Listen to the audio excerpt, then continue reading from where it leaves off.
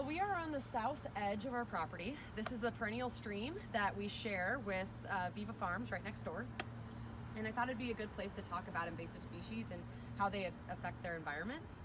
So I think a lot of people have a good understanding of the fact that basically invasive species make ecosystems less biodiverse, and that is harmful to the animals and plants that we share this world with. But sometimes it's hard to grapple with how much they can impact an environment.